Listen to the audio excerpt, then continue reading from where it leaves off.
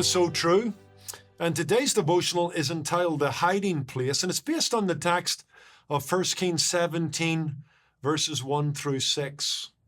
David McCullough's book, The Great Bridge, tells an engaging and enlightening story about the construction of the Brooklyn Bridge, which arches the East River and joins Manhattan to Brooklyn.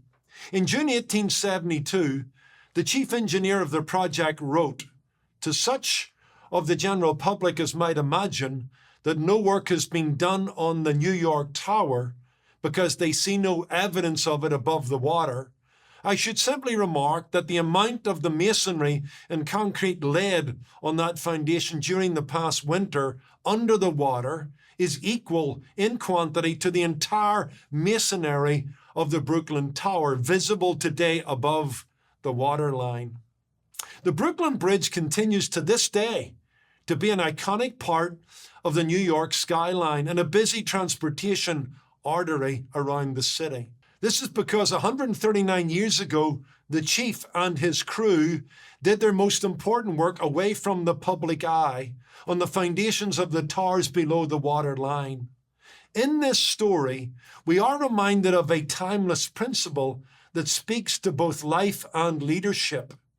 The work done beneath the waterline in a person's soul, in their heart, will determine the staying power and impact and legacy of their ministry. Our public life for God will only be as good as our private life with God. In fact, we see this worked out back in the Old Testament. We see this principle played out in the life and ministry of the prophet Elijah.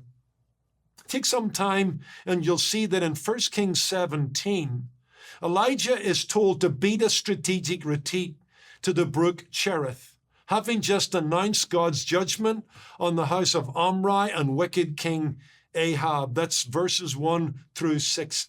He is told to go hide himself by the brook, chapter 17 and verse 3. Now that's striking. I'm sure that Elijah took a double take on that command from God. He was ready to topple pagan grottos. He was ready to draw blood in his fight for the soul of the nation of Israel. Retreat was the last thing on his mind. It wasn't an option. But in this surprising command, Elijah was to learn that his public life for God was only as good as his private life with God. God's spiritual order is always go hide yourself and then, only then, go show yourself. Look at chapter 17, verse 3.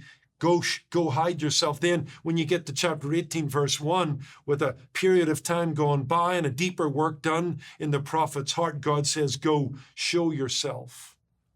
It was beside Cherith that God removed all the scaffolding from Elijah's life, engendering a deeper dependence upon him. It was beside Cherith that God freed Elijah from the victimizing compulsions of the world. It was beside Cherith that God suffocated Elijah's ego, creating an undivided desire for God's glory. It is a lesson we all need to learn. Just as the roots of a tree beneath the soil determine the health and strength of the tree above the soil, so our private times, our devotional times with God in worship and prayer and the study of His Word for our own good. It is that will determine the health of our soul, the strength of our life, and the impact of our leadership in the home or ministry in the church. When we don't go to our hiding place before God's, people will end up seeing too much of us and too little of God. So here's my parting thought. In the light of the story of the Brooklyn Bridge, in the light of this pattern and paradigm in the life of the prophet Elijah, go hide yourself for a time and wait on God to tell you, go show yourself.